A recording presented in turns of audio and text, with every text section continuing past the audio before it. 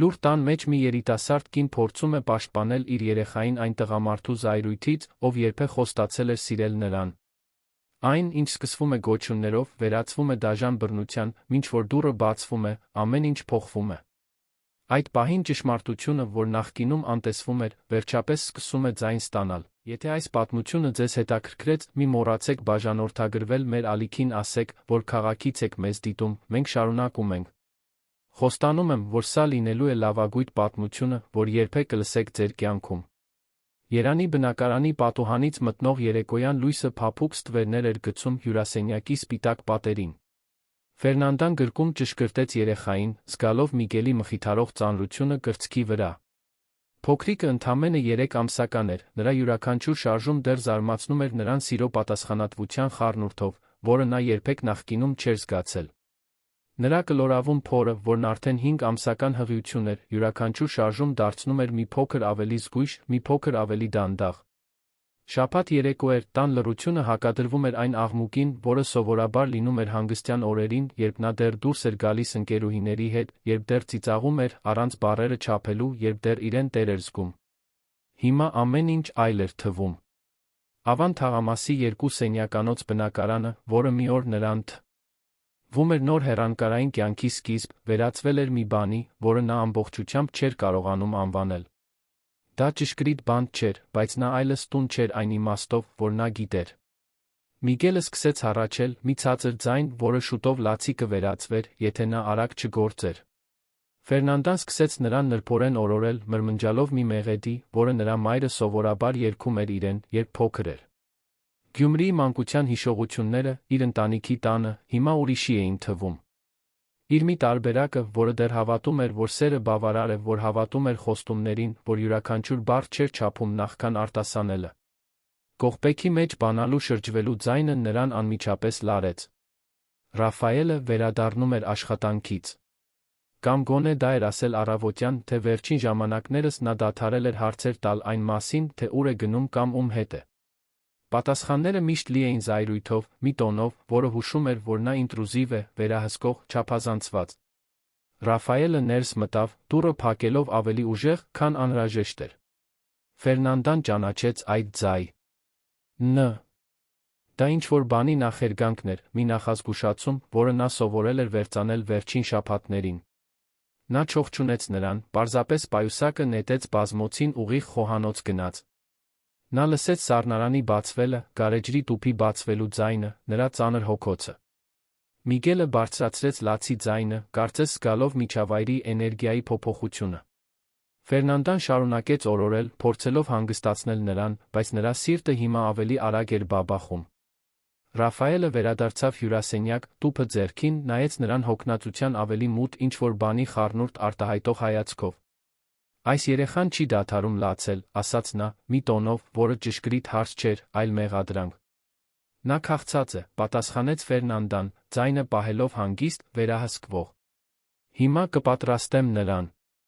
Ռաֆայելը երկար կում արեց գարեջրից, աչքերը նրանից չկտրելով։ Դու այսօր ոչինչ չես արել, բացի նրա հետ նստելուց, հա։ Տունը անկարգ է։ Ֆերնանդան շուրջը նայեց։ Հյուրասենյակը կոկիկ էր, ինչպես միշտ։ Կենտրոնական սեղանին միայն մեկ թեյի բաժակ կար բազմոցի վրա։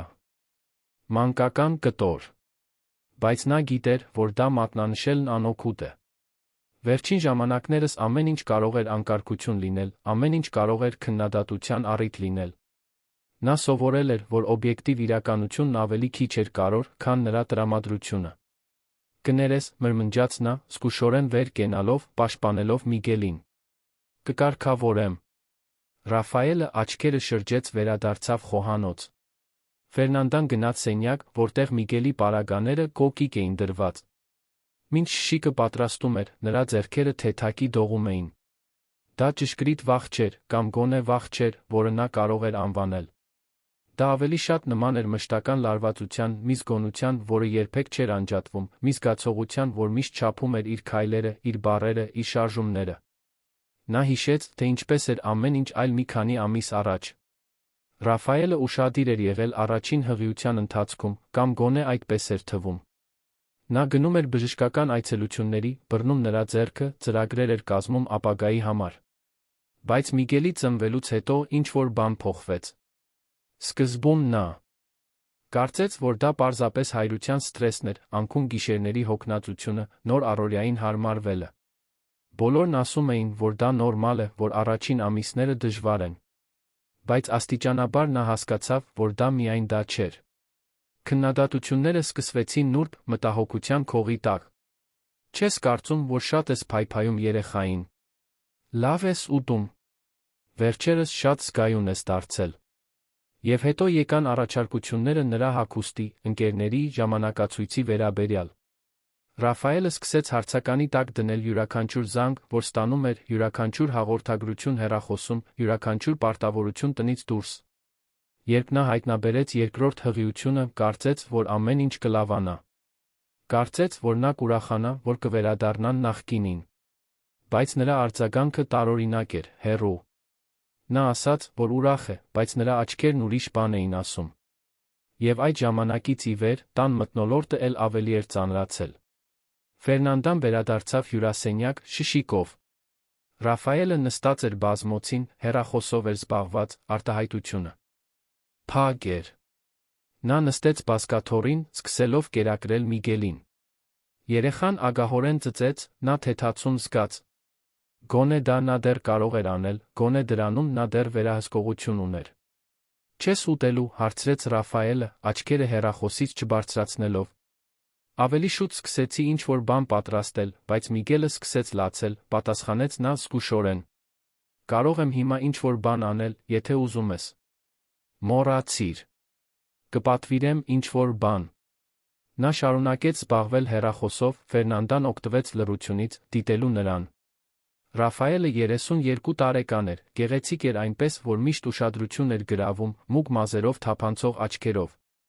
Նա աշխատում էր որպես քաղաքացիական ինժեներ, երբ նրանք հանդիպեցին 3 տարի առաջ ընդհանուր ընկերների խորովածի ժամանակ, նա հմայվել էր նրա վստահությամբ, նրանով, թե ինչպես էր նա ամեն ինչում վստահ թվում, նրանով, թե ինչպես էր նա վերահսկում իրավիճակները։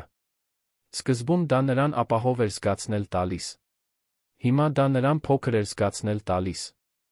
Միգելը վերջացրեց կերակրվելը, սկսեց փակել աչքերը։ Ֆերնանդան զգու շորեն վեր կացավ, գնալով սենյակ, նրան օրորոց դնելու։ Նա շոյեց նրա գլուխը, դիտելով որդու հանգիստ դեմքը։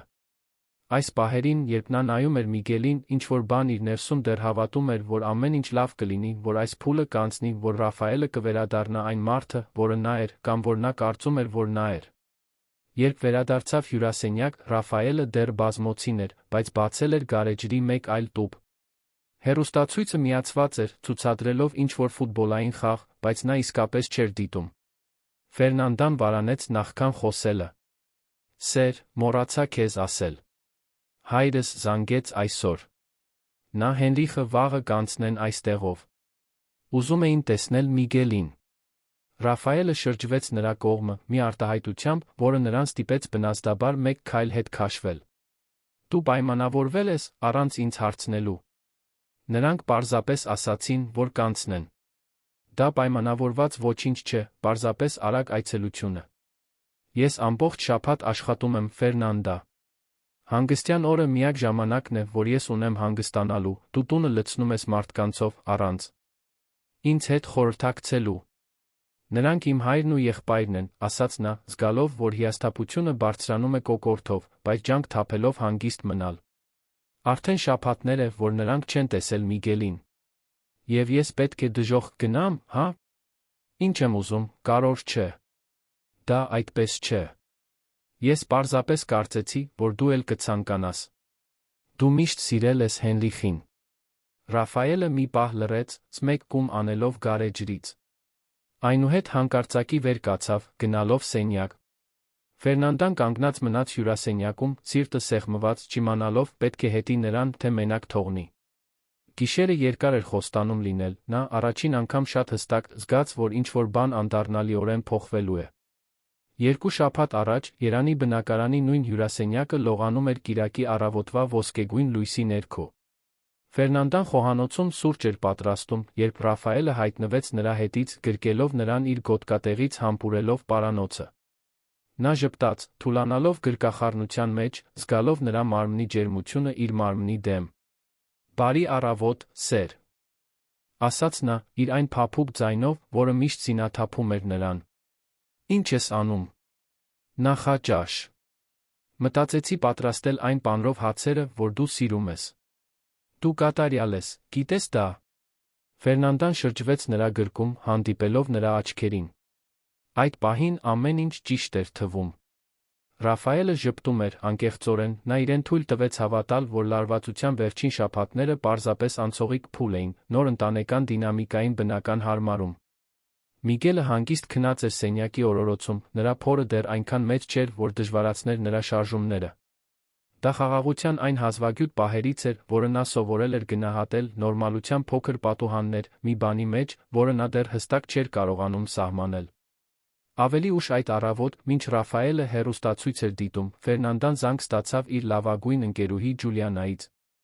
Նրանք ճանաչում էին միմյանց մանկավարժական քոլեջից, Ջուլիանան այն քիչ մարդկանցից էր, ում հետ Ֆերնանդան դեռ կանոնավոր կապ էր պահպանում, թե վերջին ամիսներին նույնիսկ այդ խոսակցությունները դար ձել էին ավելի հազվադեպ։ «Ֆեր, դարեր է, ինչ չենք տեսել միմյանց», ասաց Ջուլիանան հեռախոսի մյուս կողմից, աշխույժ ձայնով։ «Ինչ կասես հաջորդ շաբաթ հանդիպելու մասին։ Կարող ենք ճաշել այն ռեստորանում, որ դու սիրում ես կենտրոնում»։ Ֆերնանդան վարանեց, աչքերը ավտոմատ կերպով ուղղելով դեպի Ռաֆայելը հյուրասենյակում։ Նա կենտրոնացած էր թվում խաղի վրա, բայց նա գիտեր, որ նա լսում է։ Վերջին ժամանակներս ընկերուհիների հետ հանդիպելու ցանկացած առաջարկություն ստացվում էր նուրբ մեկնաբանություններով պատասխանատվությունների, երեխայի իրեն պետք ունենալու, իրեն բավարար չխնամելու մասին։ «Թող տեսնեմ, թե ինչպես կլինի իմ շաբաթը», պատասխանեց Ֆերնանդան, ձայնը ցածր պահելով։ «Հետո կհաստատեմ քեզ, լավ»։ Զանգից հետո Ռաֆայելը հեռուստացույցից աչքերը բարձրացրեց։ «Ջուլիանան կրկին ուզում է քեզ դուրս քաշել»։ «Դա դուրս քաշել չէ, Ռաֆայել։ Պարզապես ճաշ է»։ Նա հոգոց հանեց, կարծես շատ համբերատար էր ինչ-որ ակնհայտ բանի նկատմամբ, որը նա չէր կարողանում տեսնել։ «Սեր, ես պարզապես կարծում եմ, որ դու հիմա պետք է ավելի շատ կենտրոնան աս քեզ վրա։ Դու հղի ես, փոքր երեխայի հետ։ Արդյոք սա լավագույն ժամանակն է դուրս գալու համար»։ Միշտ այդպես էր։ Երբեք ուղղակի արգելք չկար, երբեք հստակ ոչ չկար։ Միայն առաջարկություններ, մտահոգություններ, խնամքի քողի տակ, փոքր քննադատություններ, սիրո մեջ փաթաթված։ Եվ նա, ցանկանալով հավատալ, որ նա իսկապես հոգ է տանում, ի վերջո զիջում էր, չեղարկում պլանները, հեռանում այն մարդկանցից, ում սիրում էր։ Հաջորդ օրը, երկուշաբթի, Ֆերնանդան ուներ նախածննդյան խորհրդատվություն։ Ռաֆայելն ասել էր, որ չէր կարող ուղեկցել նրան, քանի որ կարևոր հանդիպում ուներ աշխատանքի վայրում։ Նա մենակ գնաց, ավտոբուսով հասնելով քաղաքի կենտրոնի կլինիկա։ Մինչ սպասում էր, որ իրեն կանչեն, հեռախոսով նայեց, տեսավ Ռաֆայելի մի քանի հաղորդագրություն։ «Լավ հասար։ Ամեն ինչ նորմալ է։ Քանի ժամից կվերադառնաս»։ Նա համբերատար պատասխանում էր յուրաքանչյուրին, իմանալով, որ եթե շատ ուշանար պատասխանելու, նա կզայրանար, կանհանգստանար կամ այդ տարօրինակ խառնուրդը, որը նա այլևս չէր կարողանում տարբերել։ Խորհրդատվության ընթացքում բժիշկը, Տրիսիա տիկինը, միջին տարիքի կին, բարի հայացքով, հարցրեց, թե ինչպես է նա իրեն զգում։ «Ամեն ինչ լավ է», ավտոմատ պատասխանեց Ֆերնանդան։ «Իսկ տանը։ Ընկերդ օգնում է քեզ»։ Ֆերնանդան վարանեց։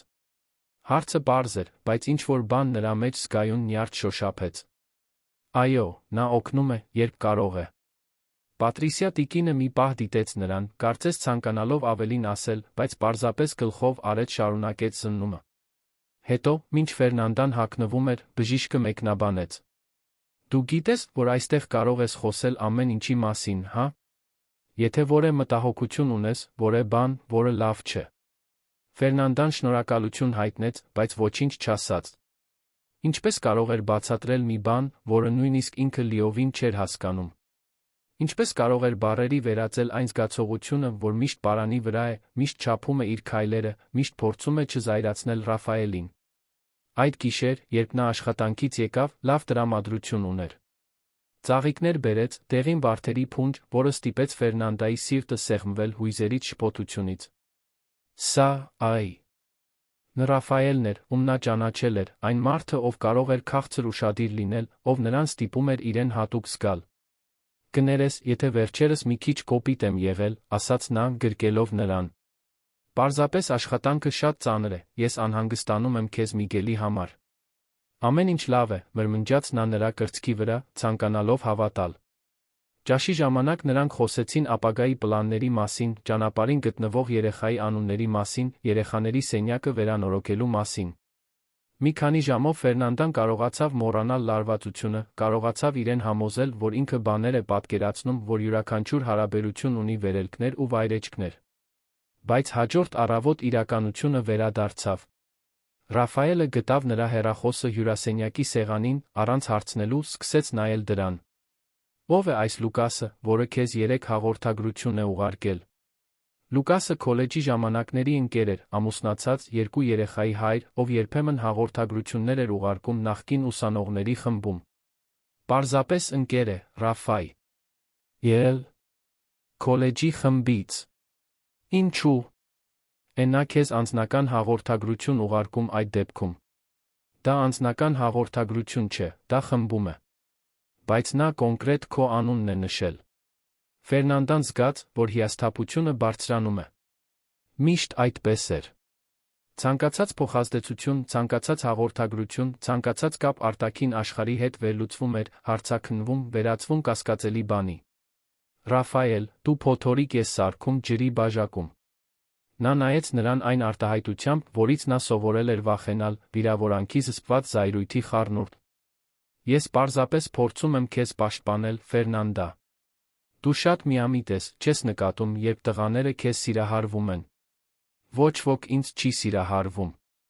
Եվ նույնիսկ եթե լիներ, ես գիտեմ, թե ինչպես խնամել ինքս ինձ։ Գիտես։ Որովհետև ես չեմ տեսնում, որ դու դա անես։ Վեճը ավարտվեց նրանով, որ նա դուռը շրխկացրեց, թողնելով նրան մենակ Միգելի հետ ստամոքսում մի հանգույցով։ Նա ամբողջ օրը փորձեց շեղել իր ուշադրությունը, խնամելով երեխային, մաքրելով տունը, որն արդեն մաքուր էր, դրաստելով ընթրիք, որին Ռաֆայելը հազիվ թե դիպավ, երբ վերադարձավ։ Հաջորդ օրերին օրինաչափությունը կրկնվեց։ Քնքշության պահեր, փոխկապակցված վերահսկողության դրվագներով, նուրբ քննադատություններ, որոնք նրան ստիպում էին կասկածել իրեն, ընկերներից, ընտանիքից աստիճանական մեկուսացում։ Ռաֆայելը սկսեց ավելի ուշադիր վերահսկել ֆինանսները, ասելով, որ դա 2 երեխաների հետ ծախսերը ավելի լավ կազմակերպելու համար էր։ Նա ուզում էր իմանալ, թե որտեղ էր նա ծախսում յուրաքանչյուր կոպեկ, հարցականի տակ էր դնում յուրաքանչյուր գնում, նույնիսկ ամենահիմնականները։ Ֆերնանդան զանգեց իր հորը, Անտոնիոյին, 58-ամյա տղամարդու, ով ամբողջ կյանքում աշխատել էր որպես պետական ծառայող, հիմա թոշակի էր անցել։ Նա ապրում էր Գյումրիում իր փոքր որդու, Հենրիխի հետ, ով 27 տարեկան էր, աշխատում էր որպես բուժքույր, տարիներ շարունակ որպես կամավոր շտապօգնության աշխատող ծառայելուց հետո։ Հայրիկ, ամեն ինչ լավ է այնտեղ։ Ամեն ինչ հրաշալի է, դուստրս։ Իսկ դուք։ Ինչպես է իմ թոռնիկը։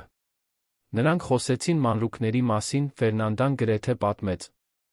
Ռաֆայելի հետ դժվարությունների մասին, բայց ինչ-որ բան խանգարեց նրան։ Ամոթ, թերս։ Կամ վախ, որ իր հայրը կհաստատի այն, ինչ նա դեռ չէր ուզում ընդունել, որ նա սխալ ընտրություն էր կատարել, որ նա սխալվել էր Ռաֆայելի իրական էության վերաբերյալ։ Մենք մտածում էինք գալ ձեզ տեսնելու, ասաց Անտոնիոն։ Արդեն վաղուց չեմ տեսել Միգելին, Հենրիխը խելագարվում է ավելի լավ ճանաչելու ձեր բնակարանը։ Հրաշալի կլիներ, հայրիկ։ Եվ այդպես պայմանավորվեցին։ Առանց Ֆերնանդայի այդ պահին իմանալու, այդ այցելությունը կփոխեր ամեն ինչ, կկոտրեր այն ցիկլը, որին նա սովորել էր ընդունել, լույսի կհաներ այն ճշմարտությունները, որոնք նա խորապես թաղել էր իր ներսում։ Անտոնիոյի Հենրիխի այցելության համար նախատեսված շաբաթ օրվան հաջորդող օրերը նման էին շարժվող ավազների մեջ քայլելուն։ Ֆերնանդայի յուրաքանչյուր քայլը կարծես ավելի խորն էր խրում նրան մի իրականության մեջ, որը նա իրենը չէր ճանաչում։ Ռաֆայելը հատկապես զայրացած էր, նա չէր կարողանում հասկանալ, թե ինչու։ Կամ թերս գիտեր, բայց չէր ուզում ընդունել։ Երեքշաբթի օրը նա տուն եկավ կեսօրին, ինչը անսովոր էր։ Ֆերնանդան Միգելին կերակրում էր հյուրասենյակում, երբ լսեց բանալու ձայնը դռան մոտ։ Նրա մարմինը ավտոմատ կերպով լարվեց։ Ինչու ես տանը այս ժամին, հարցրեց նա, փորձելով անփույթ հնչել։ Չեմ կարող գալ իմ սեփական տուն, պատասխանեց նա, բանալիները սեղանին նետելով ավելի ուժեղ, քան անհրաժեշտ էր։ Կներես, դա չէի ուզում ասել։ Ռաֆայելը գնաց խոհանոց, բացեց սառնարանը, կրկին փակեց։ Վերադարձավ հյուրասենյակ կանգնած մնաց, նայելով նրան, Միգելին, միջավայրին, կարծես ինչ-որ սխալ բան էր փնտրում։ Դու դուրս եկել ես այսօր։ Ոչ, պատասխանեց Ֆերնանդան։ Միգելը մի քիչ անհանգիստ էր, ուստի տանը մնացինք։ Եվ չես կարծում, որ պետք է նրան բժշկի տանես։ Նա պարզապես մի քիչ կոլիկա ունի, Ռաֆայել։ Պետք չէ բժշկի գնալ ամեն փոքր բանի համար։ Ահ, հիմա դու էլ բժիշկ ես։ Ֆերնանդան խորը շունչ քաշեց, զսպելով զայրույթը։ Միգելը դադարել էր կերակրվել, նայում էր նրանց իր մեծ, հետաքրքրասեր աչքերով, որոնք կարծես ավելին էին հասկանում, քան պետք է։ Դու լավ ես, հարցրեց նա, թեման փոխելով։ Ինչ-որ բան պատահել է աշխատանքի վայրում։ Ինչու՞։ Պետք է պատահեր։ Դու նյարդային ես թվում։ Ռաֆայելը ձեռքը մազերի միջով անցկացրեց, մի շարժում, որը նա լավ գիտեր։ Դա նշանակում էր, որ նա պայքարում էր հանգիստ մնալու համար, որ ինչ-որ բան խորապես անհանգստացնում էր նրան։ Ես պարզապես կարծում եմ, որ դու կարող ես ավելի շատ ջանք թափել, Ֆերնանդա։ Ավելի շատ ջանք թափել ինչում։ Ամեն ինչում։ Տանը հոգ տանելու, Միգելի, քո մասին։ Նայիր, թե ինչպես ես հագնված։ Ֆերնանդան ներք նայեց։ Նա կրում էր մարզական տաբատ լայն շապիկ, հարմարավետ հագուստ երեխայի խնամելու համար, հղի կնոջ համար, ով ամբողջ օրը տանն էր անցկացնում։ Ինչն է սխալ իմ հագուստի հետ։ Դու այլս չես զարդարվում, չես խնամում քեզ։ Կարծես հրաժարվել ես քեզանից։ Բառերն ավելի շատ ցավեցրին, քան նա սպասում էր։ Ֆերնանդան զգաց, որ աչքերը ցավում են, բայց արցունքները հետ պահեց։ Նա սովորել էր, որ Ռաֆայելի առջ լաց լինելը միայն վատացնում էր իրավիճակը։ Նա ասում էր, որ նա դրամատիկ է, չափազանց էմոցիոնալ, որ հղիությունն օգտագործում է։ Որպես պատրվակ։ Ես 3 ամսական երեխայի եմ խնամում, Ռաֆայել։ Ժամանակ չունեմ զարդարվելու, կարծես երեկույթի եմ գնում։ Նա ծիծաղեց, անհումոր ձայնով։ Միշտ պատրվակ է, հա։ Միշտ ամեն ինչի համար արդարացում կա։ Ռաֆայելը կրկին դուրս եկավ բնակարանից, առանց բացատրելու, թե ուր է գնում։ Ֆերնանդան մնաց այնտեղ, Միգելին գրկում, զգալով մի դատարկություն կրծքի մեջ, որը կարծես ամեն օր աճում էր։ Նա հիշեց, թե ինչպես էր քոլեջում, լի երազանքներով, պլաններով, երբ կարծում էր, որ ճիշտ մարդուն հանդիպելը կլուծի իր կյանքը, կլրացնի ինչ-որ բան, որը պակասում էր։ Հիմա նա հասկացավ, որ կորցրել էր իր մասերն այդ գործընթացում, որ իր անկախությունը փոխանակել էր անվտանգության պատրանքի հետ։ Չորեքշաբթի օրը Ֆերնանդան ուներ նախածննդյան խորհրդատվություն։ Ռաֆայելը պնդեց, որ այս անգամ ուղեկցի նրան, ինչը նրան զարմացրեց, թե թակի հույս տվեց։ Թերս նա փորձում էր բարելավել, թերս հասկացել էր, որ շատ կոպիտ էր նրա հետ։ Բայց խորհրդատվության ընթացքում նա բժշկին հարցեր էր տալիս, որոնք ճշգրիտ Ֆերնանդայի առողջության մասին չէին, այլներ։ Պահվածքի։ Տիկին բժիշկ, նորմալ է, որ հղի կինը այդքան էմոցիոնալ լինի։ Ֆերնանդան վերջերս ամեն ինչից լաց է լինում։ Պատրիսիա տիկինը նայեց Ֆերնանդային նախքան պատասխանելը, կարծես գնահատելով իրավիճակը։ Հորմոնալ փոփոխությունները կարող են ազդել տրամադրության վրա, այո։ Բայց կարող է, որ հղի կինը ունենա հանգիստ միջավայր, համապատասխան էմոցիոնալ աջակցություն։ Ես ամբողջ աջակցությունը տալիս եմ, ասաց Ռաֆայելը, իր այն համոզիչ ձով, որը նա այդքան լավ գիտեր օգտագործել։ Բայց երբեմն թվում է, թե ոչինչ, ինչ անում եմ, բավարար չէ։ Ֆերնանդան լռեց, զգալով, որ այտերը կարմրում են ամոթից։ Կարծես նա նկարագրում էր իր մի տարբերակը, որը չէր համապատասխանում իրականությանը, բայց միևնույն ժամանակ նա դա անում էր այնքան հմտորեն, որ նույնիսկ ինքը սկսեց կասկածել իրեն։ Խորհրդատվությունից հետո մեքենայում Ռաֆայելը լուռ էր։ Ֆերնանդան նայում էր պատուհանից, տեսնելով երանը փողոցները, որոնք նա ճանաչում էր երիտասարդ տարիքից, քաղաքը, որը մի օր նրան հնարավորություններով լի էր թվում, որը հիմա գեղեցիկ Վանդակ էր թվ։ Բայց, այնուամենայնիվ, Վանդակ։ Դու ինձ ամաչեցրիր այնտեղ, հանկարծ ասաց Ռաֆայելը։ Ինչպես այդպես։ Այդպես լռելով, կարծես խեղճ լինեիր։ Բժիշկը պետք է մտածեր, որ ես հրեշ եմ։ Ֆերնանդան չգիտեր, թե ինչ ասել։ Եթե պաշտպանվեր, կմեղադրվեր դրամատիկ լինելու մեջ։ Եթե լռեր, կմեղադրվեր պասիվ լինելու մեջ։ Ճիշտ պատասխան չկար։ Այդ գիշեր Ռաֆայելը առանց թույլտվության ստուգեց նրա հեռախոսը։ Նա դա անում էր ավելի ու ավելի հաճախ, Ֆերնանդան դադարել էր արձագանքել։ Ավելի հեշտ էր թույլ տալ նրան նայել, քան գործ ունենալ նախանձի մեղադրանքների պայթյունի հետ, որը կլիներ, եթե բողոքեր։ Դու Ջուլիանայից հաղորդագրություններ ունես, ասաց նա, կարծես նրան մեղադրելով ինչ-որ սխալ բանի մեջ։ Նա ինձ մի քանի լուսանկար է ուղարկել իր զարմուհու հարսանիքից։ Ռաֆայելը թերթեց հաղորդագրությունները, մեկ առ մեկ կարդալով։ Ֆերնանդան զգաց, որ լուր զայրույթ է աճում իր ներսում, բայց ոչինչ չասաց։ Նա դեռ քեզ ճաշի է կանչում։ Գիտեմ։ Եվ դու կգնաս։ Ֆերնանդան խորը շունչ քաշեց։ Ոչ, չեմ գնա։ Ռաֆայելը վերադարձրեց հեռա։ Խոսը, գող։ Այո։ Դու պետք է կենտրոնանաս այն բանի վրա, ինչը հիմա կարևոր է։ Քո ընտանիքը այստեղ է, ինձ Միգելի հետ։ Բայց Ջուլիանան իմ ընկերուհին է տարիներ շարունակ։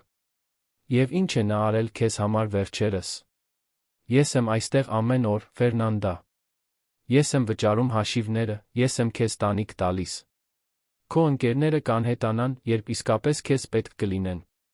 Բառերը ժամեր շարունակ արձագանքում էին նրա գլխում։ Ֆերնանդան մտածում էր, թե արդյոք նա ճիշտ է, թե արդյոք ինքը անշնորհակալ է, թե արդյոք սխալ բաների վրա է կենտրոնանում։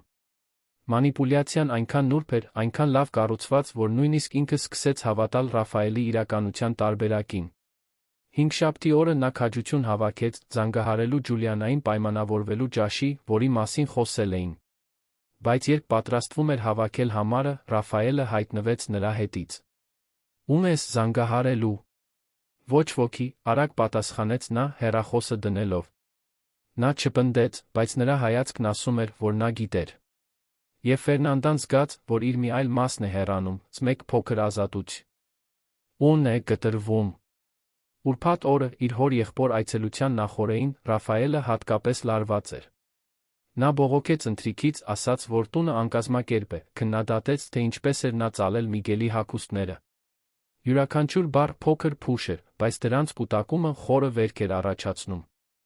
Վստահ ես, որ նրանք վաղը պետք է գան, հարցրեց նա այդ օրը երրորդ անգամ։ Ռաֆայել, մենք արդեն խոսել ենք այդ մասին։ Նա իմ հայրն ու եղբայրն է։ Ես գիտեմ, թե ովքեր են։ Պարզապես կարծում եմ, որ դու կարող էիր հաշվի առնել, որ ես հոգնած եմ, որ ես ամբողջ շաբաթ աշխատում եմ։ Նրանք շատ չեն մնա։ Պարզապես ուզում են տեսնել Միգելին։ Նա զայրացած հոգոց հանեց գնաց սենյակ։ Ֆերնանդան մնաց հյուրասենյակում, բռնելով Միգելին, զգալով ծանր սիրտ։ Նա կարոտում էր հորը եղբորը անվերապահորեն սիրված լինելու զգացումը, առանց մշտական քննադատությունների, առանց յուրաքանչյուր բառ, յուրաքանչյուր շարժում չափելու անհրաժեշտության։ Ավելի ուշ, երբ նա գնաց սենյակ, Ռաֆայելը պառկած էր նրա մեջքով։ Ֆերնանդան պառկեց մահճակալի մյուս կողմում, հեռավորուտ։ Յուն պահելով։ Նրանք ավելի ու ավելի հեռու էին քնում, բոլոր իմաստներով։ Գիշերվա կեսին Միգելը արթնացավ լացելով։ Ֆերնանդան արագ վեր կացավ, բայց Ռաֆայելը ինչ-որ բան մրմնջաց այն մասին, որ նա նույնիսկ չի կարողանում երեխային հանգիստ քնեցնել։ Նա Միգելին գրկեց, տանելով հյուրասենյակ, որպեսզի այլս չանհանգստացնի, մնաց այնտեղ բազկաթոռին, օրորելով որդուն, նայելով պատուհանից քաղաքի լույսերին։ Վաղը կգային հայրը Հենրիխը։ Եվ Ֆերնանդան տարօրինակ զգացում ուներ, որ ինչ-որ բան պատրաստվում էր փոխվել, որ այդ այցելությունը տարբեր կլիներ բոլոր մյուսներից, որ վերջապես ինչ-որ մեկը կտեսներ այն, ինչ նա այդքան լավ էր թաքցնում, նույնիսկ իրենից։ Շաբաթ առավոտը մռայլ էր երանում, ծանր ամպերով, որոնք անձր էին սպառնում։ Ֆերնանդան շուտ արթնացավ, չնայած վատ էր քնել։ Միգելը հանգիստ էր օրորոցում, դեռ քնած, Ռաֆայելն արդեն դուրս էր եկել։ Խոհանոցի սեղանին մի գրություն կար, որում պարզապես ասվում էր, որ նա գնացել է որոշ գործեր լուծելու կվերադառնա կեսօրին։ Ֆերնանդան օգտվեց առավոտվա խաղաղությունից, բնակարանը կարգի բերե։ Լու անցավ բոլոր սենյակներով, կազմակերպեց Միգելի խաղալիքները, պատրաստեց մի քանի խորտիկներ, հորը եղբորը հյուրասիրելու։ Աշխատելիս նա զգում էր անհանգստության թեթացման խառնուրդ։ Անհանգստություն հանդիպման, Ռաֆայելի արձագանքի, այն բանի համար, թե ինչ կարող էր պատահել։ Թեթացում, վերջապես իր ընտանիքի ներկայությունը ունենալու, ամբողջովին մենակ չլինելու համար, թեկուզ միայն մի քանի ժամով։ Մոտավորապես ժամը 3-ին Ռաֆայելը եկավ։ Դռան փակելուց Ֆերնանդան անմիջապես հասկացավ, որ օրը հեշտ չի լինի։ Նա կրում էր այդ ծանր էներգիան, այն զսպված փոթորիկը, որը նա սովորել էր ճանաչել։ Ինչպես անցավ, զգուշորեն հարցրեց նա։ Անցավ։ Նա ուղիղ գնաց սենյակ, հագուստը փոխեց, վերադարձավ հյուրասենյակ։ Միգելը արթուն էր, խաղում էր երաժշտական շարժական խաղալիքով, որը նվագում էր նուրբ մեղեդի։ Ռաֆայելը նայեց երեխային, Ֆերնանդային, իսկ հետո ժամացույցին։ Քանի ժամին ասացին, որ կժամանեն։ Հայրս ասաց, որ մոտավորապես 6-ին։ Դեռ 3 ժամ կա։ Ռաֆայելը սառնարանից գարեջուր վերցրեց, նստեց բազմոցին։ Ֆերնանդան նկ ատեց, որ նա արդեն խմել էր տուն գալուց առաջ։ Նրա սիրտը սեղմվեց։ Երբ նա խմում էր, էլ ավելի անկանխատեսելի էր դառնում այն արգելքները, որոնք սովորաբար պահում էին նրա պահվածքը քաղաքակրթության շերտի տակ, ավելի փխրուն էին դառնում։ Հաջորդ ժամերը լարված էին։ Ֆերնանդան փորձեց խոսակցություն պահել, փորձեց թեթ մթնոլորտ ստեղծել, բայց յուրաքանչյուր բառ կարծես ընկնում էր դատարկության մեջ։ Ռաֆայելը պատասխանում էր միավանք բառերով, նայում էր նրան այն արտահայտությամբ, որը խառնում էր արամարանք ավելի մութ ինչ-որ բան։ Երբ ժամացույցը 5:30 ցույց տվեց, Միգելը սկսեց անհանգստանալ։ Ֆերնանդան նրան գրկեց, փորձելով հանգստացնել, բայց երեխան հատկապես անհանգիստ էր։ Թերս նա զգում էր լարվածությունը օդում, թերս պարզապես հոգնած էր։ Նա փորձեց կերակրել նրան, բայց նա չցանկացավ։ Փորձեց օրորել, բայց նա ավելի բարձր լաց եղավ։ Այս տղան չի դադարում, մրմնջաց Ռաֆայելը, բարձրացնելով հեռուստացույցի ձայնը։ Նա հոգնած է, բացատրեց Ֆերնանդան, ձայնը թեթակի դողալով։ Իսկ ես հոգնած չեմ։ Կներես։ Դադարիր ամեն ինչ։ Չի համար ներողություն խնդրել, Ֆերնանդա։ Դա ինձ զայրացնում է։ Նա լռեց, շարունակելով օրորել Միգելին, բայց երեխան ավելի ու ավելի բարձր էր լաց լինում։ Րոպեները դանդաղ էին անցնում, ծանր, լարվածությունը հյուրասենյակում գրեթե շոշափելի էր։ Հանկարծ Ռաֆայելը վեր կացավ, մոտեցավ նրան։ Տուր նրան ինձ։ Ամեն ինչ լավ է, ես կարող եմ հանգստացնել նրան։ Ես ասացի, տուր ինձ երեխային։ Նրա ձայնում ինչ-որ բան կար, ինչ-որ բան, որը Ֆերնանդայի ներսում բոլոր ազդանշանները միացրեց։ Ռաֆայել, թույլ տուր պարզապես։ Հիմա, Ֆերնանդա։ Նա բնազդաբար հետ քաշվեց, պաշտպանելով Միգելին իր մարմնով։ Եվ հենց այդ շարժումը, այդ լուռ մերժումը, կոտրեց ինչ-որ բան Ռաֆայելի ներսում։ Դու կարծում ես, որ ես կվնասեմ իմ սեփական որդուն, բղավեց նա։ Այդպես է։ Դու կարծում ես, որ ես հրեշ եմ։ Ոչ, դա այդպես չէ։ Պարզապես նա վախեցած է։ Ռաֆայելը առաջ շարժվեց, փորձելով Միգելին վերցնել նրա ձեռքերից։ Ֆերնանդան հեռացավ, նա հետեց նրան։ Հյուրասենյակը կարծես փոքրացավ, ամբողջ բնակարանը կարծես փոքրացավ մինչ այն կետը, որ այլս ուր գնալ չկար։ Տուր ինձ այս երեխային հիմա։ Բառերը ճիչեր էին, Միգելը հուսահատորեն լաց էր լինում, Ֆերնանդան զգում էր, որ իր սիրտը այնքան ուժեղ է բաբախում, որ կարծես պայթելու էր։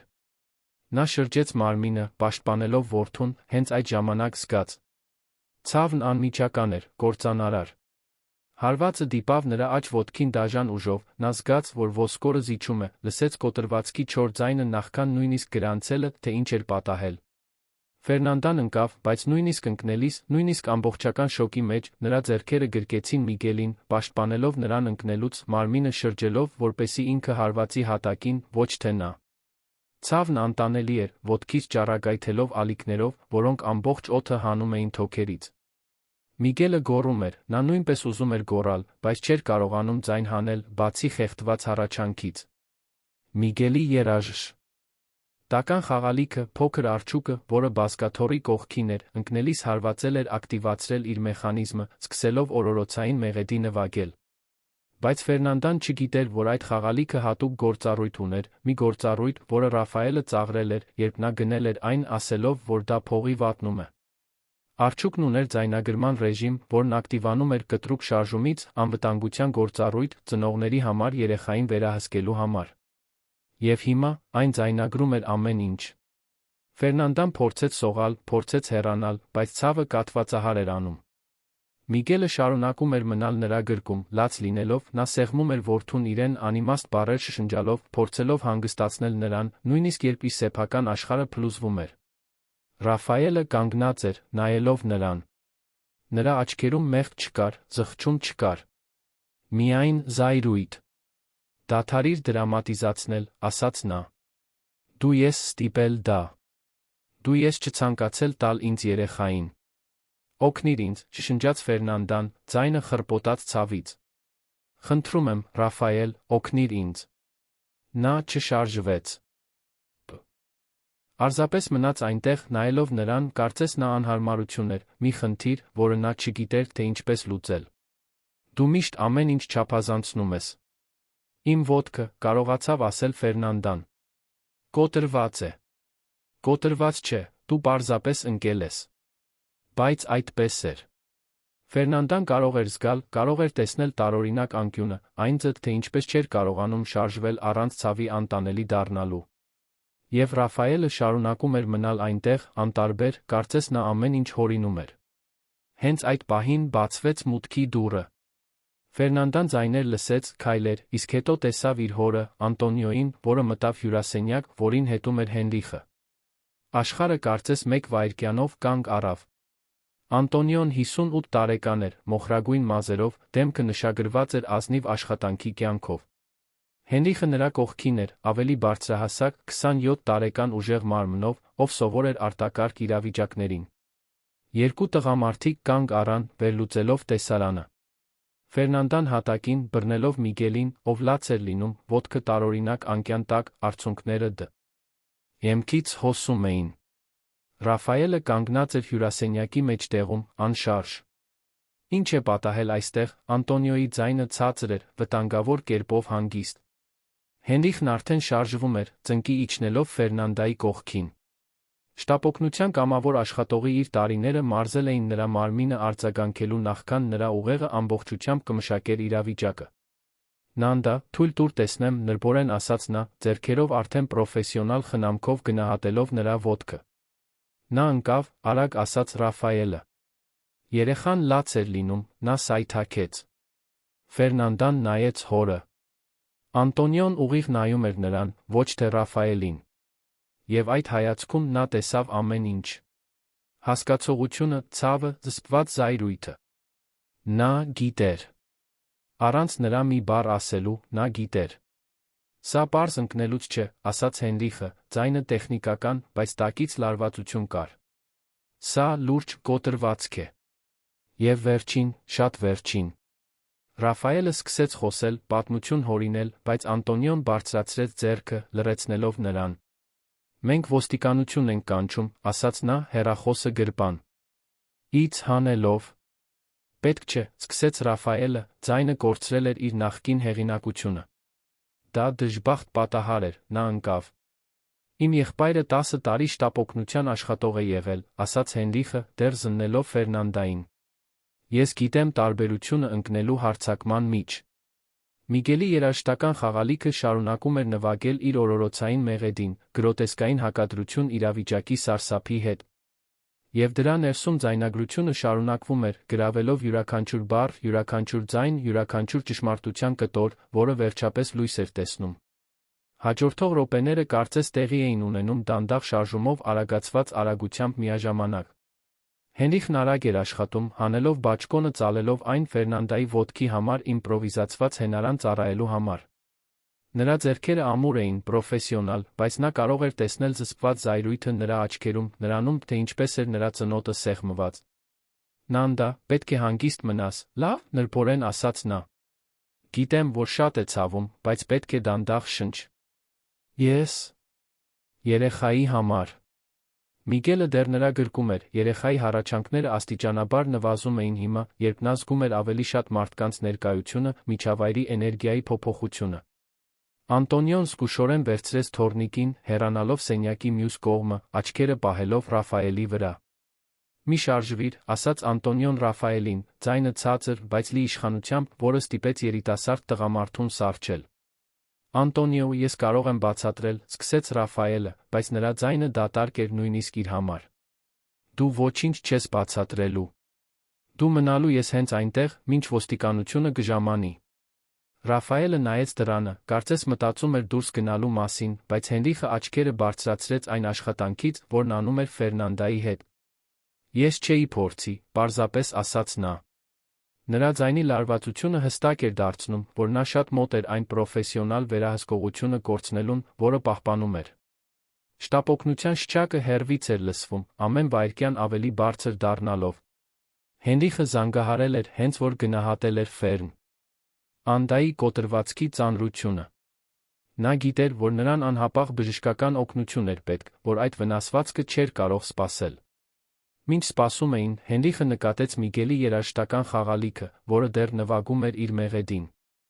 Նա կարծես ինչ-որ բան գրանցեց, վերցնելով արջուկը շրջելով այն ձեռքերում։ Նրա աչքերը թեթակի լայնացան, երբ տեսավ հետի փոքրիկ կարմիր լույսը, որը թարթում էր։ Հայրիկ, այս խաղալիքը ձայնագրում է։ Անտոնիոն նայեց արջուկին, հետո Ռաֆայելին, ով նկատելիորեն գունատվել էր։ Հենրիխը մի քանի կոճակ սեղմեց, մի ձայն դուրս եկավ խաղալիքի փոքր բարձրախոսից։ Դա Ռաֆայելի ձայնն էր, որը բղավում էր։ Տուր ինձ այս երեխային հիմա։ Եվ հետո պայքարի ձայներ, Միգելի լացը, Ֆերնանդայի խեղդված ճիչը, ընկնելու հարվածը։ Անջատեք դա, ասաց Ռաֆայելը, մեկ քայլ առաջ անելով։ Անտոնիոն շարժվեց, իրեն դնելով Ռաֆայելի Հենրիխի միջ։ Դու այլս ոչինչ չես դիպչի։ Հենրիխը պահպանեց ձայնագրությունը խաղալիքին միացված հավելվածում, պատճենն ուղարկելով իր սեփական հեռախոսին։ Այդ փոքրիկ տեխնոլոգիական կտորը, որը Ռաֆայելը ծաղրել էր, որը անվանել էր վատնում, հիմա դառնում էր այն բանի անհերքելի ապացույցը, թե ինչ էր պատահել։ Շտապօգնության աշխատողները առաջինը հասան, արդյունավետ թիմ, որն արագորեն իր վրա վերցրեց Ֆերնանդայի խնամքը։ Հենրիխը պրոֆեսիոնալ կերպով տեղեկություն տրամադրեց, խոսելով բժշկական տերմիններով, որոնք թիմն անմիջապես հասկացավ։ Սրունքոսկրի ֆիբուլայի բաց կոտրվածք, բարձր ճնշում, 5 ամսական հղի, վնասվածքի մեխանիզմ, համատեղելի ուղիղ հարձակման հետ։ Ռաֆայելը փորձեց մոտենալ պատգարակին, որտեղ դնում էին Ֆերնանդային, բայց շտապօգնության աշխատողներից մեկը արգելափակեց նրան։ Պարոն, պետք է, որ դուք հեռու մնաք։ Նա իմ ընկերուհին է, ես պետք է նրա հետ գնամ։ Այդ պահին բնակարան մտան 2 ոստիկան։ Մի կին, մոտ 40 տարեկան, մազերը ամուր կապած, մի երիտասարդ տղամարդ, երկուսն էլ լուրջ արտահայտություններով, գնահատելով տեսարանը։ Սերժանտ Օլիվեյրա, ասաց ոստիկանը, ցույց տալով նույնականացման քարտը։ Ինչ է պատահել այստեղ։ Անտոնիոն արագ բացատրեց, ձայնը զարմանալիորեն ամուր պահելով, մինչ պատմում էր, թե ինչպես էին նրանք եկել դստերը հատակին գտել։ Հենրիխը ցույց տվեց խաղալիքի ձայնագրությունը։ Ռաֆայելը փորձեց խոսել, փորձեց ասել, որ դա դժբախտ պատահար էր, որ Ֆերնանդան սայթաքել էր, որ ամեն ինչ խեղաթյուրվում էր։ Բայց սերժանտ Օլիվեյրան ուշադիր լսեց ձայնագրությունը։ Նա լսեց բռնության սրացումը Ռաֆայելի ձայնում, վախը Ֆերնանդայի ձայնում, հարձակման անսխալական ձայնը։ Պարոն, ասաց նա Ռաֆայելին, պետք է որ դուք մեզ հետ գաք ցուցմունք տալու համար։ Ես ոչինչ սխալ չեմ արել։ Դա դժբախտ պատահար էր։ Ձայնագրությունը դա չի ցույց տալիս։ Այդ խաղալիքը թերի է, ամեն ինչ կարող էր ձայնագրվել։ Բայց սերժանտ Օլիվեյրան նման դեպքերից շատ էր տեսել։ Նա ճանաչում էր նշանները, այն ձև, թե ինչպես էր Ռաֆայելը փորձում մանիպուլյացիա անել պատմությունը, թե ինչպես էր փորձում իրեն զոհի տեղ դնել։ Պարոն, դուք հիմա մեզ հետ կգաք, կամավոր կերպով ցուցմունք տալու համար, կամ ես կարող եմ ձեզ ձերբակալել հարձակման համար։ Ընտրությունը ձերն է։ Ռաֆայելը շուրջը նայեց, փնտրելով ինչ-որ դաշնակից, ինչ-որ մեկին, ով կհավատար իր տարբերակին։ Բայց նա գտավ միայն կոշտ, մեղադրող հայացքներ։ Ֆերնանդային դնում էին պատգարակի վրա, ցավից հառաչելով Միգելը պապի գրկում էր, այն 2 տղամարդիկ, ովքեր մտել էին այդ բնակարան որպես այցելուներ, հիմա այնտեղ էին որպես պաշտպաններ, որպես վկաներ, որպես այն արգելքը, որը վերջապես խանգարում էր նրան շարունակել իր պահվածքը։ Լավ, ասաց Ռաֆայելը վերջապես, ձեռքերը բարձրացնելով կեղծ հանձնվելու ժեստով։ Ես կգնամ։ Բայց սա մեծ թյուրիմացություն է։ Մինչ Ռաֆայելին ոստիկանները տանում էին, Ֆերնանդային դրեցին շտապ օգնության մեքենա։ Անտոնիոն Հենրիխը գնացին նրա հետ, Անտոնիոն բռնել էր Միգելին, Հենրիխը բռնել էր քրոջ ձեռքը։ Ամեն ինչ լավ կլինի հիմա, Նանդա, շշնջաց նա։ Դու ապահով ես։ Ֆերնանդան ուզում էր հավատալ։ Ուզում էր զգալ, որ իսկապես ապահով է, բայց ցավն այնքան ուժեղ էր, ֆիզիկական, էմոցիոնալ, որ նա հազիվ էր կարողանում մշակել, թե ինչ էր կատարվում։ Նրա մի մասը դեռ չէր հավատում, որ հասել էր այս կետին, որ իր հարաբերությունները, որոնք մի օր այդքան խոստումնալից էին թվում, վերածվել էին սրա բացահայտ բռնուտ։ Յան, կոտրված ոսկորների, ոստիկանության։ Հիվանդանոցում բժշկական թիմն արագ էր աշխատում։ Պատրիսիա տիկինը հերթապահում էր այդ գիշեր, երբ տեսավ Ֆերնանդային բերելիս, նրա դեմքը ցույց տվեց մտահոգության ինչ-որ տխրության խառնուրդ, կարծես նա սպասել էր, որ նման բան կարող է պատահել, բայց ցանկացել էր սխալվել։ Ֆերնանդա, ինչ է պատահել, հարցրեց նա, արդեն զննելով կոտրված ոտքը։ Ֆերնանդան փորձեց խոսել, բայց բառերը դուրս չէին գալիս։ Հենրիխն էր բացատրում, պրոֆեսիոնալիզմ ցուցաբերելով, նույնիսկ իր սեփական քրոջ մասին խոսելիս։ Պատրիսիա տիկինը լրջորեն գլխով արեց։ Պետք է վիրահատենք, կոտրվածքը ամրացնելու համար։ Եվ ուշադիր կհետենք երեխային։ Քանի՞։ Շաբաթական ես։ 22, կարողացավ ասել Ֆերնանդան։ Լավ։ Մենք կհոգանք քո երեխայի մասին։ Հաջորդող ժամերին Ֆերնանդան անցավ զննումների, ռենտգենի, պատրաստվեց վիրահատության։ Ամբողջ ընթացքում Անտոնիոն Միգելի հետ էր, օրորելով թոռնիկին, նրա հետ մեղմ խոսելով, ասելով, որ ամեն ինչ լավ կլինի, որ մայրիկը լավ կլինի։ Հենրիխը Ֆերնանդային ուղեկցեց վիրահատարան Բ. Ռնելով նրա ձեռքը մինչ վերջին պահը։ Դու ուժեղ ես, Նանդա։ Միշտ ես եղել։ Եվ հիմա դու մենակ չես։ Մենք այստեղ ենք։ Մենք միշտ այստեղ կլինենք։ Երբ Ֆերնանդան արթնացավ վիրահատությունից ժամեր անց, լուսադեմ էր։ Ցավը վերահսկվում էր դեղամիջոցներով, նրա ոտքը անշարժացված էր թիթեղներով, պտուտակներով։ Բայց երեխան լավ էր։ Սրտի զարկերը ուժեղ էին, կանոնավոր։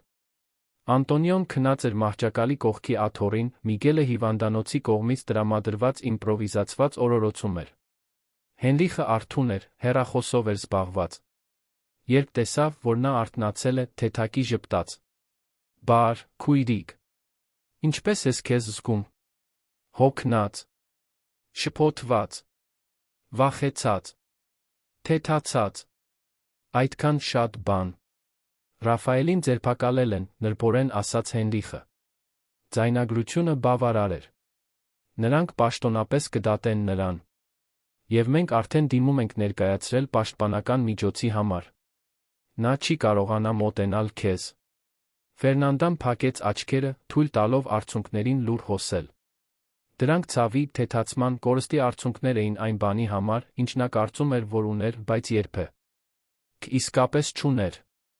Առաջին անգամ ամիսների ընթացքում, նույնիսկ հիվանդանոցի մահճակալին պառկած կոտրված ոտքով անորոշ ապագայով, Ֆերնանդան զգաց մի բան, որը մոռացել էր, թե ինչպես էր։ Նա զգաց, որ կարող է շնչել։ Հիվանդանոցում անցկացրած օրերը վերածվեցին վերականգնման հայտնագործության տարօրինակ ճանապարհորդության։ Ֆերնանդան մի քանի վիրահատություն տարավ, կոտրվածքն ամբողջությամբ վերականգնելու համար, ամբողջ ընթացքում Անտոնիոն Հենրիխը հերթով նրա կողքին էին, հոգ տանելով Միգելի մասին, ապահովելով, որ նա երբեք մենակ չզգա իրեն։ Երկուշաբթի օրը, դեպքից 2 օր հետո, Ջուլիանան հայտնվեց հիվանդանոցում։ Ֆերնանդան տեսավ նրան սենյակ մտնելիս կարմիր աչքերով, կարծես ամբողջ գիշեր լացել էր։ Ֆեր, ես իմացա, ասաց Ջուլիանան, նստելով մահճակալի կողքին բռնելով ընկերուհու ձեռքը։ Ես չգիտեի, որ այդքան լուրջ էր։ Ես նկատեցի, որ ինչ-որ բան այն չէր, բայց ես չգիտեի։ Ֆերնանդան սեղմեց նրա ձեռքը։ Ինչպես իմացար։ Քո հայրը զանգեց ինձ։ Բայց ես արդեն ամիսներ շարունակ գիտեի, որ ինչ-որ բան այն չէր։ Այն ձ, թե ինչպես էի։ Չեղարկում մեր հանդիպումները, թե ինչպես էիր միշտ նյարդային թվում, երբ զանգում էի, թե ինչպես էիր դադարել բաներ կիսել ինձ հետ։ Ես ամաչում էի, խոստովանեց Ֆերնանդան, արցունքները սկսեցին հոսել։ Ես կարծում էի, որ իմ մեղքն էր, որ ես չափազանցնում էի, որ եթե ինչ-որ մեկին պատմեի, ոչ ոք ինձ չէր հավատա։ Ես միշտ կհավատայի քեզ։ Միշտ։ Երկուսը մի պահ լռեցին, պարզապես բռնելով միմյանց ձեռքերը, Ֆերնանդան զգաց, որ իր մի այլ մասն է վերականգնվում, մեկ կապ, որը կտրվել էր, վերականգնվում էր։ Նույն օրը սերժանտ Օլիվեյրան եկավ հիվանդանոց Ֆերնանդայից պաշտոնական ցուցմունք վերցնելու։ Նրա հետ էր տնային բռնության դեպքերով մասնագիտացված իրավաբանական օգնության փաստաբանը, Բեատրիս Սանտոս տիկինը, 50 տարեկան կին, ամուր, բայց բարի հայացքով։ Ֆերնանդա, ասաց Բեատրիս տիկինը, ես գիտեմ, որ սա դժվար է, բայց պետք է, որ դու ինձ ամեն ինչ պատմես։ Սկզբից։ Եվ Ֆերնանդան պատմեց։ Պատմեց, թե ինչպիսին էր Ռաֆայելը սկզբում, հմայիչ ուշադիր։ Պատմեց նուրբ քննադատությունների մասին, որոնք ավելանում էին ֆինանսական երահսկողության մասին, աստիճանական մեկուսացման մասին, թե ինչպես էր նա կորցրել կապը ընկերների ընտանիքի հետ, թե ինչպես էր նրա յուրաքանչյուր որոշում հարցաքննվում, վերահսկվում, քննադատվում։ Սերժանտ Օլիվեյրան գրառումներ էր անում, նրա դեմքին Ֆերնանդան տեսավ մի բան, որը զարմացրեց նրան։ Դա խղճահարություն չէր։ Դա հասկացողություն էր, ճանաչում։ Կարծես նա այս պատմությունը շատ անգամ էր տեսել նախկինում։ Դու մենակ չես սրանում, ասաց սերժանտը։ Ինչ որ պատահել է քեզ հետ, պատահում է հազարավոր կանանց հետ։ Եվ հիմա, ձայնագրությամբ այն վկայություններով, որոնք մենք հավաքում ենք, մենք ամուր գործ ունենք։ Վկայություններ, հարցրեց Ֆերնանդան։ Ձեր հարանները։ Նրանցից 3-ն արդեն եկել են ոստիկանություն, շաբաթ օրվա շարժը տեսնելուց հետո։ Հարան բնակարանի մի կին ասաց, որ հաճախակի վեճեր էր լսում, որ մի քանի անգամ մտածել էր ինչ-որ մեկին կանչելու մասին, բայց վստահ չէր։ Մեկ այլ հարան ասաց, որ ձեզ մի քանի անգամ տեսել է խորը աչքերի տակով, միշտ վախեցած երալով։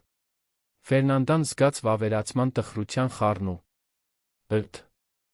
Վավերացում, քանի որ իր փորձը ճանաչվում էր, տեսնվում էր, հավատում էին դրան։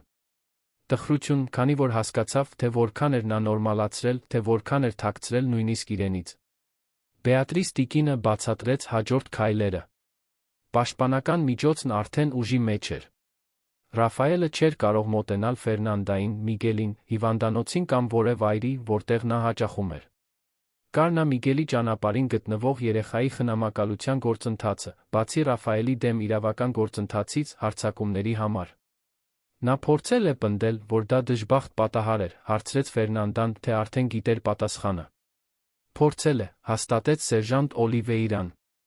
Բայց ձայնագրությունը պարզ է։ Եվ բժշկական եզրակացությունն էլ։ Հենրիխը ճիշտ էր։ Այդ տեսակի կոտրվածքը պարզ ընկնելուց չի լինում։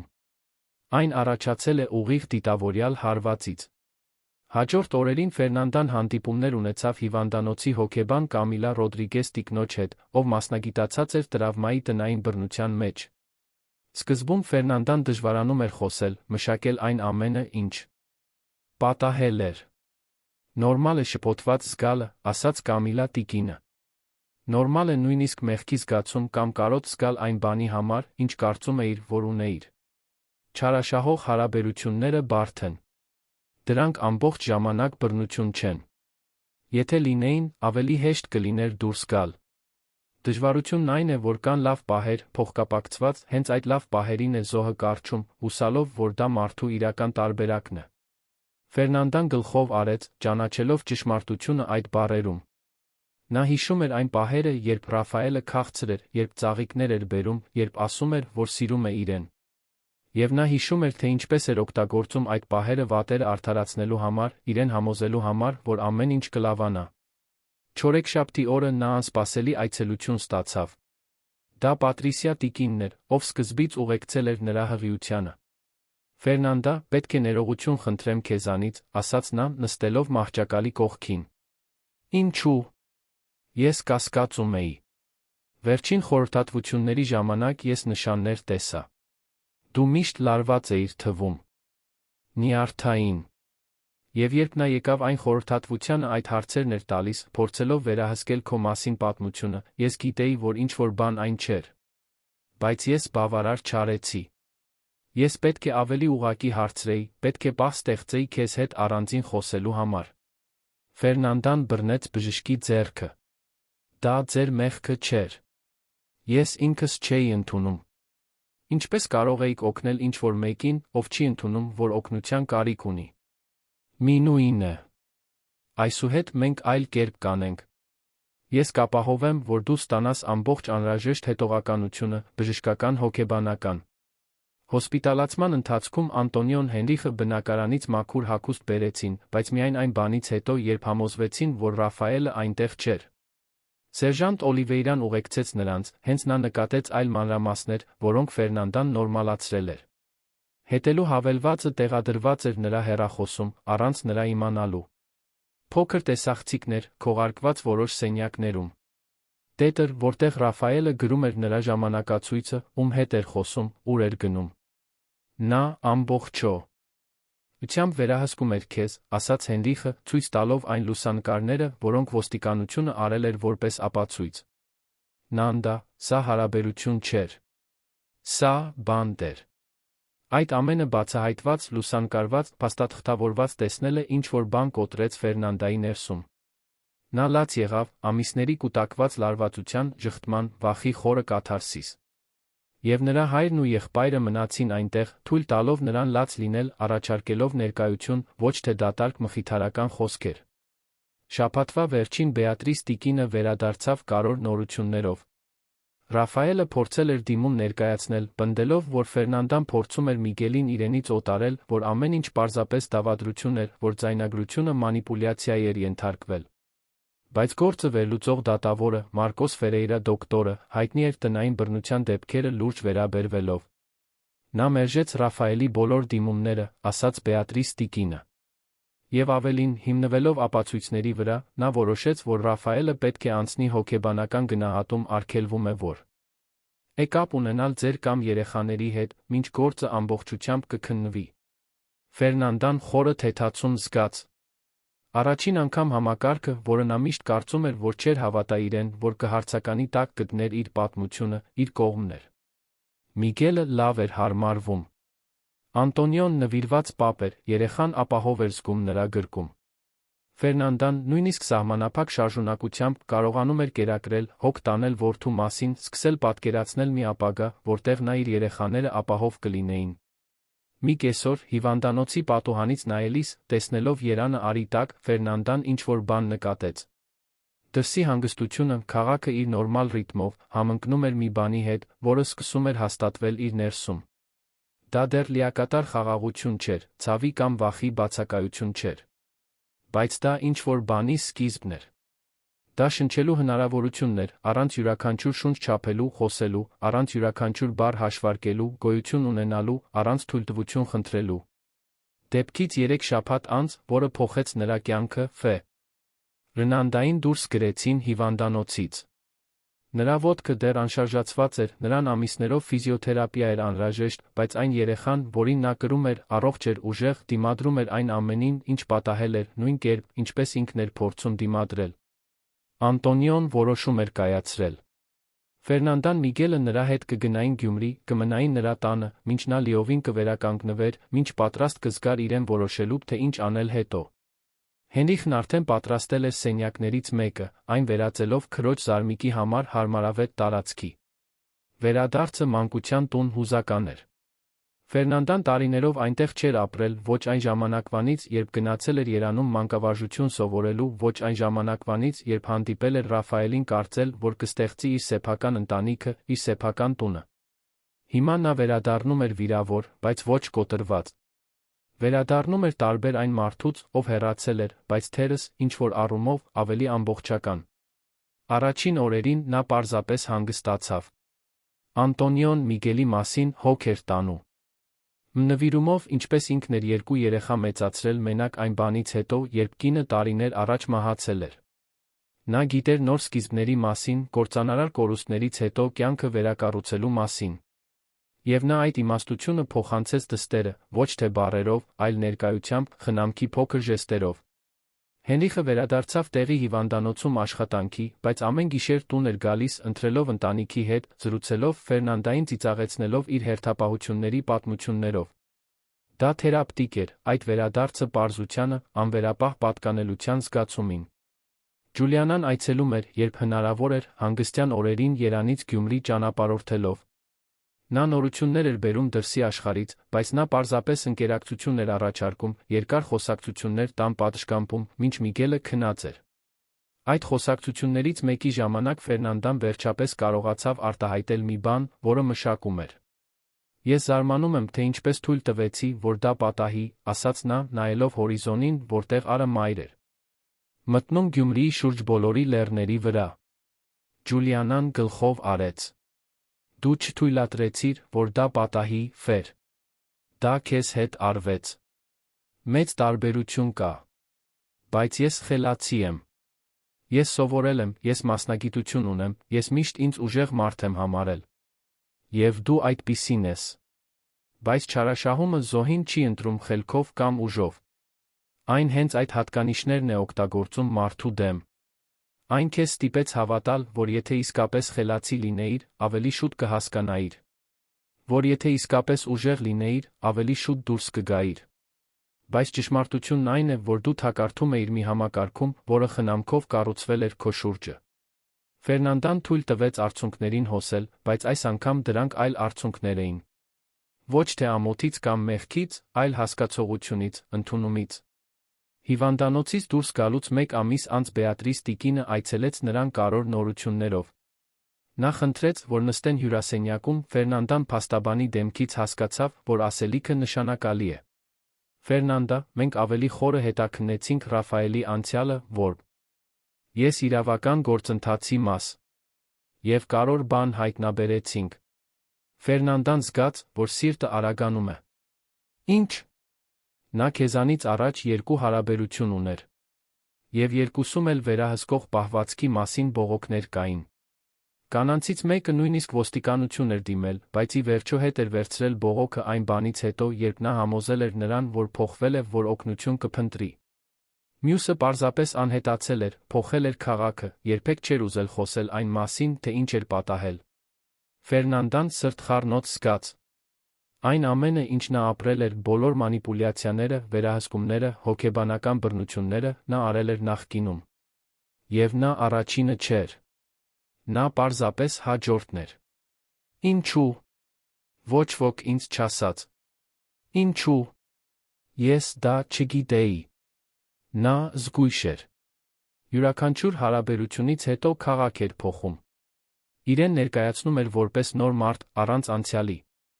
Եվ այն կանայք, ում նա վնասել էր, ինչպես չարաշահման շատ զոհեր, ամաչում էին խոսել, վախենում էին, որ իրենց չէին հավատա։ Դու կոտրեցիր այդ ցիկլը, Ֆերնանդա։ Բողոքելով, բողոքը հետ չվ։ Երցնելով արդարության համար պայքարելով, դու ոչ միայն փրկեցիր քեզ, այլ հնարավոր է, փրկեցիր այլ կանանց, ովքեր կարող էին հաջորդը լինել։ Այդ բառերը օրեր շարունակ արձագանքում էին Ֆերնանդայի մտքում։ Նա թույլ չէր Ռաֆայելին սիրահարվելու համար։ Նա հիմար չէր նշանները անմիջապես չտեսնելու համար։ Նա մարդ էր։ Եվ հիմա, նա փրկված էր։ Իրավական գործընթացն առաջացավ։ Ռաֆայելը փորձեց տարբեր բողոքներ, փաստաբաններ վարձեց, ովքեր փորձեցին վարկաբեկել Ֆերնանդային, ովքեր փորձեցին ձայնագրությունը բավարար ապացույց չներկայացնել, ովքեր փորձեցին պնդել, որ ինքն էր դավադրության իրական զոհը։ Բայց Բեատրիս տիկինը անզիջում էր։ Նա ներկայացրեց ոչ միայն ձայնագրությունը, այլ նահարանների վկայությունները, մանրամասն բժշկական եզրակացությունը, բնակարանում հայտնաբերված հսկողության վերահսկողության ապացույցները, նախկին հարաբերությունների գրառումները։ Դատավորը կասկածներ չուներ։ Ռաֆայելը դատապարտվեց փակ ռեժիմով պատիժ կրելու, կորցրեց Միգելի խնամակալությունը ճանապարհին գտնվող երեխայի նկատմամբ իրավունքները, պարտավորվեց վճարել Ֆերնանդային ալիմենտ փոխհատուցում պատճառված ֆիզիկական հոգեբանական վնասների համար։ Երբ Ֆերնանդան ստացավ դատավճռի մասին լուրը, նա ճշգրիտ ուրախություն չզգաց։ Նա թեթացում զգաց։ Նա զգաց, որ վերջապես այդ գլուխը կարող է փակվել, որ նա կարող է սկսել նոր գլուխներ գրել, որտեղ ինքն էր հեղինակը, ոչ թե պարզապես ուրիշի պատմության մեջ մի կերպար։ Ամիսներ անցան։ Ֆերնանդայի ոտքը դանդաղ բուժվեց, թողնելով սպի, որը նա որոշեց չթաքցնել, բայց նա թույլ չտալ, որ այն սահմանի, թե ով է ինքը։ Նա սկսեց կանոնավոր թերապիա անցնել, մշակելով տրավման, վերակառուցելով իր ինքնագնահատականը, նորից սովորելով վստահել իր սեփական դատողությանը։ Երբ նրա դուստրը ծնվեց սեպտեմբերի մի պայծառ առավոտ, Ֆերնանդան փոքրիկ Հելենային գրկեց իմացավ, որ այն ամենը, ինչ նա անցել էր, արժեր։ Ոչ թե այն պատճառով, որ տառապանքը որե ազնիվ նպատակ ուներ, այլ այն պատճառով, որ նա դրանից փրկվել էր, հիմա ուներ երկու գեղեցիկ երեխա, ովքեր կմեծանային, տեսնելով մորը որպես ուժի վերակառուցման օրինակ։ Անտոնիոն լաց եղավ, ճանաչելով թոռնուհուն, փոքրիկին Բ. Ռնելով նույն քնքշությամբ, ինչով տասնամյակներ առաջ բռնել էր Ֆերնանդային Հենրիխին։ Միգելը, ով հիմա գրեթե 1 տարեկան էր, հետաքրքրասեր նայում էր փոքրիկ քրոջը, Ֆերնանդան գիտեր, որ նրանց համար կկառուցի այն տունը, որը միշտ ցանկացել էր, հիմնված իրական սիրո վրա, ոչ թե խնամքի քողի տակ վերահսկողության վրա։ Նա որոշեց անմիջապես չվերադառնալ Երան։ Գյումրին դարձել էր նրա ապաստարանը, նա աշխատանք գտավ որպես մանկավարժական համակարգող տեղի դպրոցում։ Նա վերակառուցում էր իր մասնագիտական կյանքը, իր ընկերությունները, իր անկախությունը։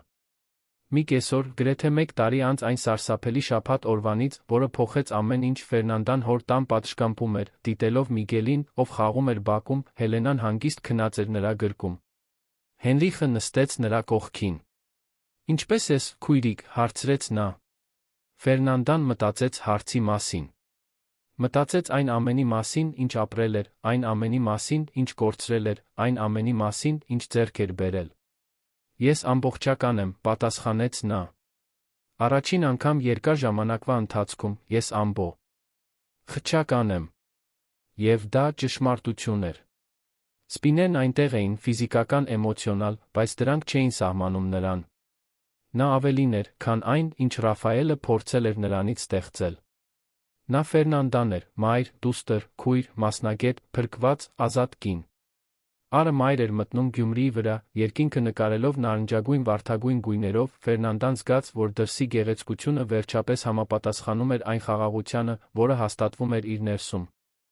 Նա գիտեր, որ ճանապարհը դեռ երկար կլինի, որ կլինեն դժվար օրեր, հիշողություններ, որոնք կհետապնդեն նրան, վախեր, որոնց պետք է դիմակայեր։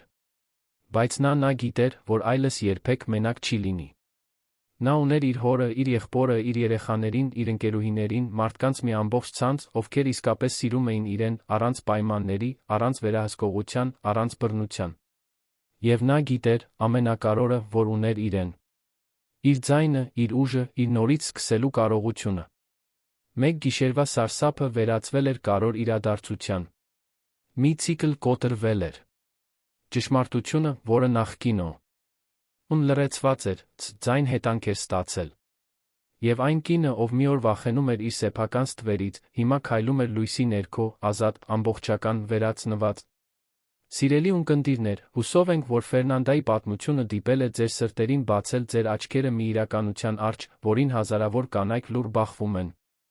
Այս պատմությունը մեզ հիշեցնում է, որ ուժը ոչ թե երբեք չընկնելու մեջ է, այլ վեր կենալու օգնություն փնտրելու քաջության մեջ։ Այս հուզական ճանապարհորդությունը շարունակելու համար մենք պատրաստել ենք հատուկ երգացանք, նույնքան գրավիչ պատմություններով, որոնք ուսումնասիրում են կյանքի բարդությունը, դիմացկունության ուժը, նոր սկիզբների գեղեցկությունը։ Մեր հատուկ երգացանկը կարող եք գտնել այստեղ։ Եթե այս պատմությունը որևէ կերպ դիպել է ձեզ, մի մոռացեք բաժանորդագրվել մեր ալիքին հավանել տեսանյութը։ Ամեն օր մենք ներկայացնում ենք եզակի պատմություններ, որոնք փառաբանում են մարդկային ոգու ուժը, լուսաբանում մեր հասարակության կարևոր հարցերը։ Ձեր բաժանորդագրությունը օգնում է մեզ շարունակել դմել այս պատմությունները, որոնք պետք է լսվեն։ Իսկ դուք ունեք որևէ մտորում Ֆերնանդայի պատմության վերաբերյալ։ Ճանաչում եք մեկին, ով նման բան է անցել։